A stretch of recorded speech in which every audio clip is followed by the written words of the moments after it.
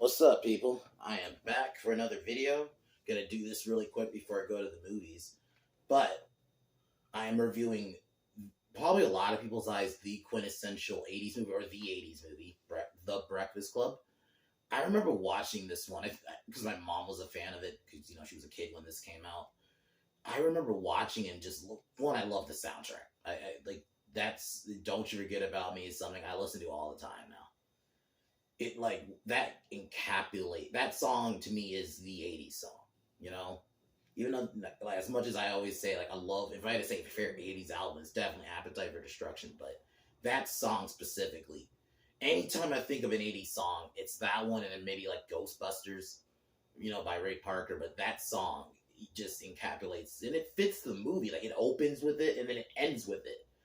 And you get great characters, like, and it's just one of this movie, like, John Hughes did something, like, brilliant. Like, there's not a lot of side characters besides that core group of people who are in detention because it's Saturday detention. And Paul Gleason as Principal Vernon was fucking great. He was such a great, because he plays a great asshole. He's the asshole cop in Die Hard. So I thought he plays it really well. And that scene with Bender, where he threw him in the closet, and I know that sounds weird, but like was like fucking basically saying, yeah, I can fuck with you because I'm a upstanding citizen and you're the delinquent. Like that scene, and Judd Nelson's acting, everyone's acting. Emilio Estevez as Andrew when he was like talking about why he was there and why he was in detention.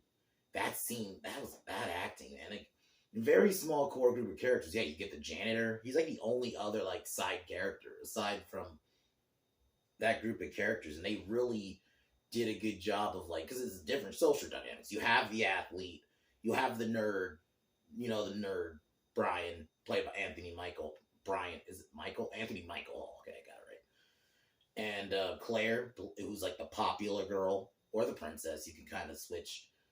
Played by the great Molly Ringwald, who was probably one of your quintessential 80s women. I know I'm using that word a lot, but that's just when I think 80s like actor, she's up there, because she's also in like 16 Candles, a lot of other great John Hughes movies.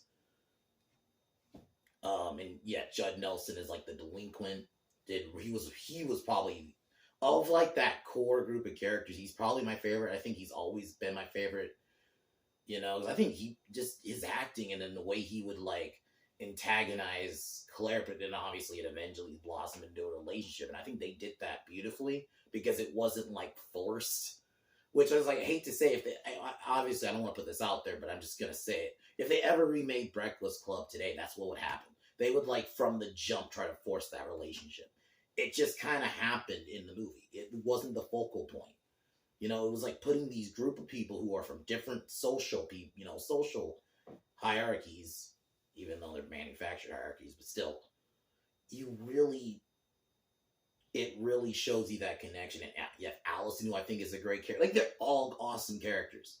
And basically, yeah, very simple premise. And I think that's the other thing about overall a lot of great movies. I think I talk about this a lot too, is just how that simplicity. These group of people are brought together because they all got Saturday detention with Principal Vernon.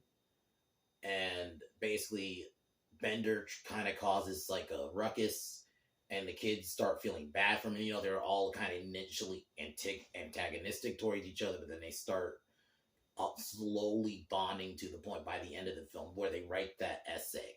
Because they have to write I think it's 100-word essay about like why they're there, and you get this and that's where you get like that awesome speech in the end while Bender walks off and does the iconic fist and the song hits. It's just an awesome film, and I think, man, like, they don't make movies like that anymore. Like, just something like that, it's just it's so iconic. I would definitely recommend it, even if you're not into like dramas and stuff. Watch it. It's paced perfectly. Just watch it just for like the group connecting. Just watch it for that. Honestly, I think that's like probably the best thing about that movie is that. So this is probably gonna be my last video. I might maybe do some later, we'll see. But if not later, I'll do something like Sunday maybe. But this will probably be my last video so far this week. Then my next video will be next Monday, which I don't know what I'm doing yet. I know I'm stupid. I'm doing the Raid Redemption 2. So I'll be doing the Raid 2 next Monday. So that'll be like my next review after this one. But other than that, I'm gonna get ready to cheers and keep this review off.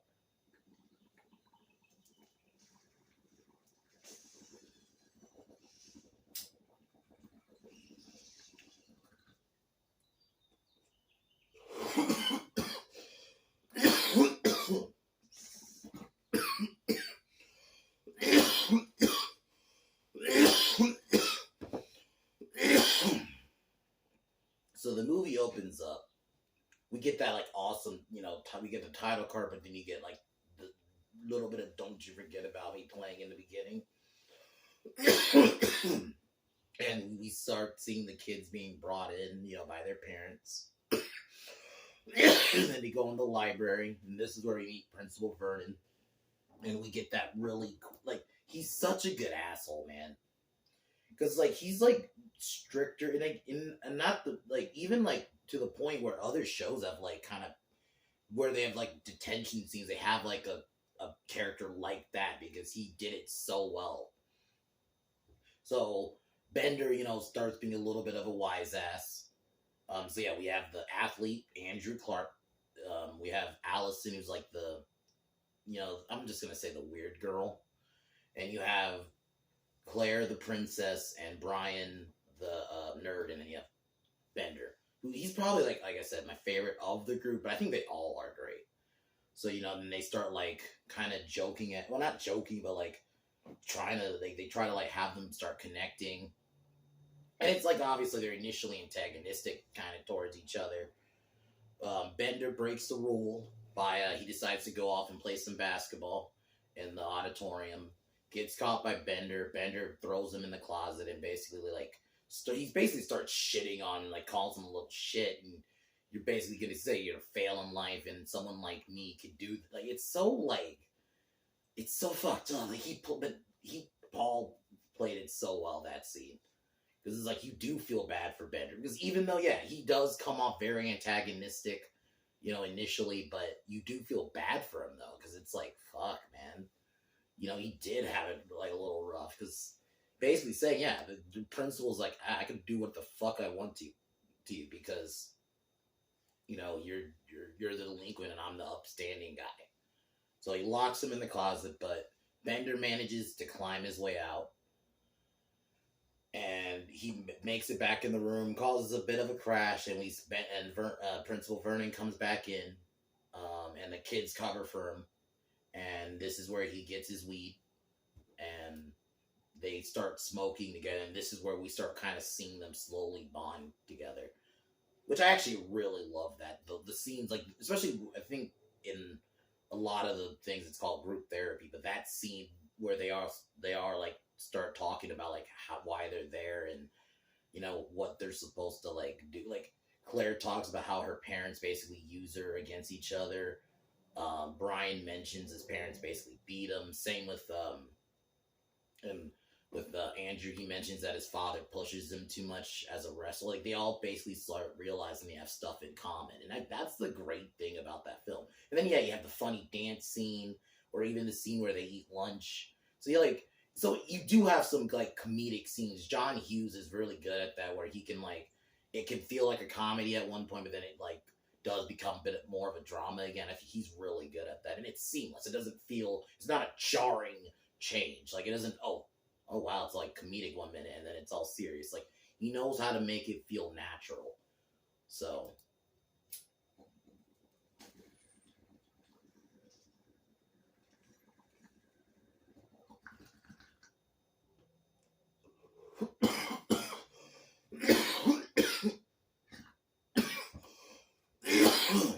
so we get that scene where they talk about why they're there, and Brian mentions that he had a flare gun because he planned on killing him. So they even because suicide wasn't it was, I don't, because obviously I wasn't around in the 80s, but it happened, but it wasn't it was still I'm not even gonna go on about that, but it was still crazy, like a film to tackle a subject like that, and when you have the Emilio Estevez's acting in this scene is so good when he talks about why he was there, because he's almost basically explaining like why he did, because he duct taped a kid to I think glue, or no, yeah, duct tape. I'm stupid. He duct taped a kid and basically pretty much injured him,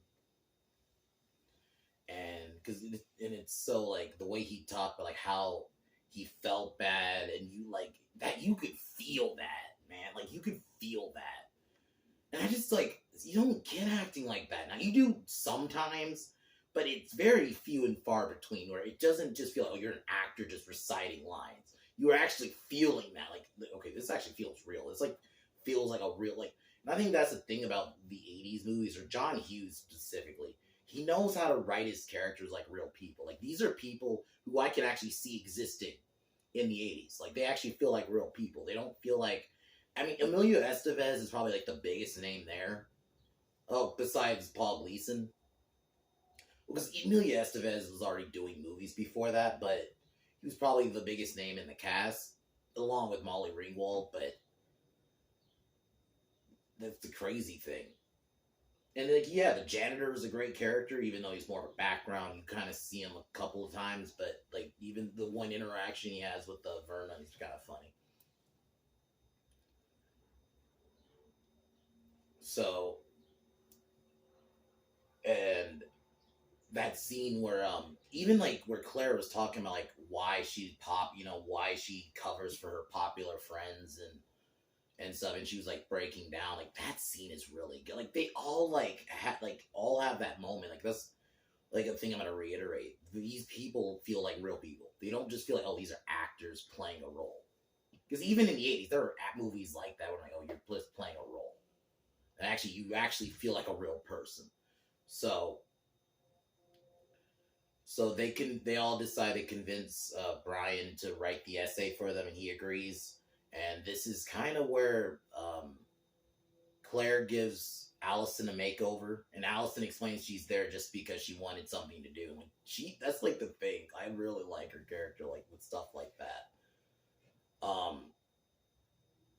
She makes her over, and basically you start having like the way they do like the love stuff is very natural. Like it's not forced from the beginning. Like it's more about let them bond first, and then okay, let's bring that in. Like because yeah, she gives her a makeover, and Alice and Andrew starts falling for her, and it's natural. It doesn't feel forced. Because that's what I hate. Like if they remade it now, or if they try to make it now, like a version of it now, it would just be from the jump, and that would be the whole movie. Same thing with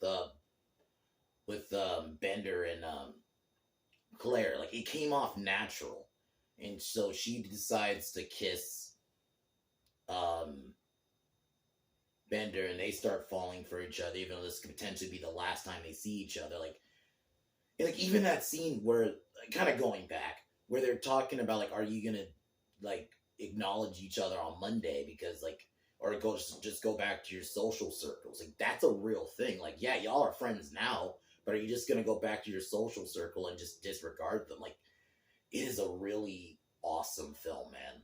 Like I really really wish people would watch it. Just even like the cinematography, even though it's only really one setting, like it's the school. There's no other location besides like the front of the school. So they give the letter to the principal when they all get ready to go. Each couple kind of give a goodbye. You have Bender kind of reciting the essay, and that's where we get that iconic outro. And he walks off, fist up. Don't you forget about me hits in, and the film ends. I fucking love this film. Like even as a kid, even though it's not the most it has no action. It's because as a kid, that's more what my genre was. It was like action and a little bit sci-fi.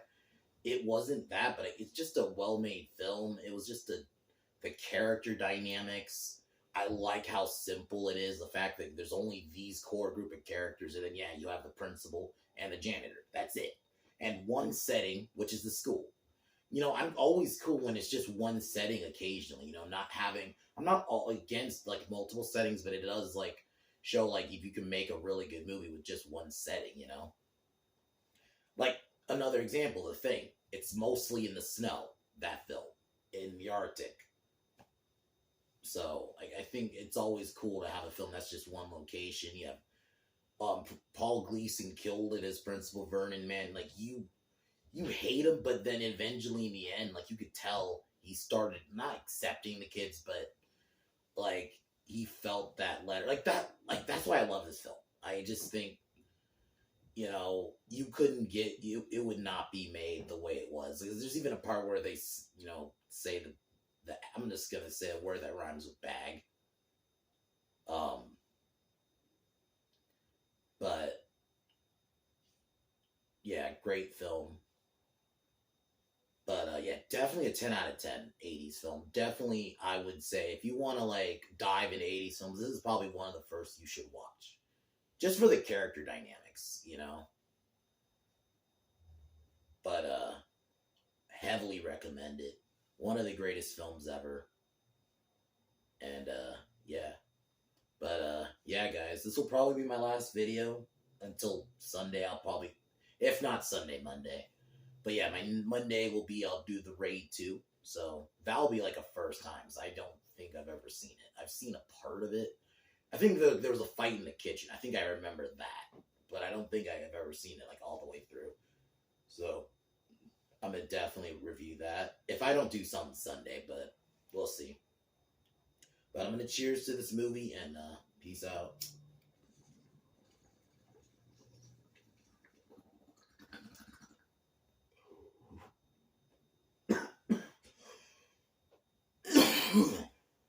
But as usual, guys, fuck Warner Brothers, fuck Disney, fuck Juicy Smollett, fuck LeBron, fuck Colin Kaepernick, fuck Seth Rogen, and fuck the Biden administration. I'll talk to y'all Sunday or either Sunday or Monday. Peace.